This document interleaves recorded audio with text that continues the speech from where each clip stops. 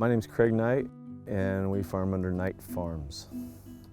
I've been back from school for around 8 years now. This is my 8th season, and I am 6th generation farming family in California.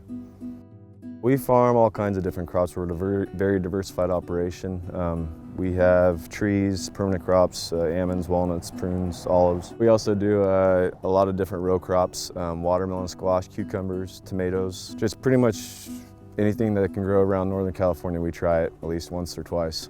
We do a lot of soil amendments, especially on some of our ground that we farm for dairies. We do a lot of composting. On a lot of our row crop fields, like you see out here, the drip tape, we do a lot of gypsum and lime applications for better soil penetration with the water. We also have been farming drip tape now for, I think this is our 7th or 8th season now. By using drip tape, we can basically spoon feed all of the plants, so the plant is not relying solely on the soil, giving the soil a chance to relax, I guess, instead of the plant using only the soil for its sole purpose of pulling up the nutrients. It's helped out our yields, it's decreased our costs, decreased our water use. They don't really have any erosion problems because there's very minimal water that leaves the field. The biggest problems getting set up to farm on drip tape is having the correct equipment to do the job. You have to gear up for it, and you have to have the acres to justify purchasing the equipment. It's not just something you can jump into and all of a sudden be able to farm it correctly. And we have to have some equipment to fracture the soil as much as possible without causing too much damage to the soil.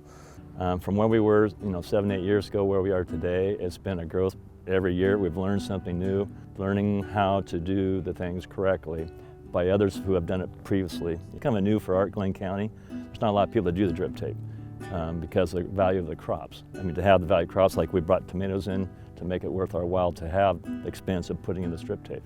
There's so many different soil types in any given field. I'm blessed with the soil types that we have around here. There's nothing contiguous. Knowing the soil benefits helps give us the best yields and best crops available.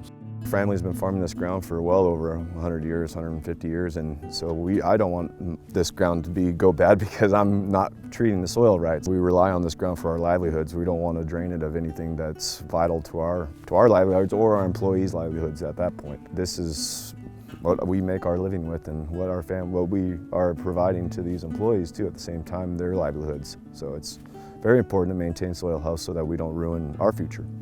When our family, basically before my dad, all of our farm was sheep, rice, and wheat. And so back then, when you were done with the rice crop, you would just burn it off. So as our generations have increased, even my grandfather, we'd start disking everything in the ground, which is helping the soil out. And as years go on, we just try and find better ways to farm our ground so from my generation, my daughters could come back and farm this ground in the future.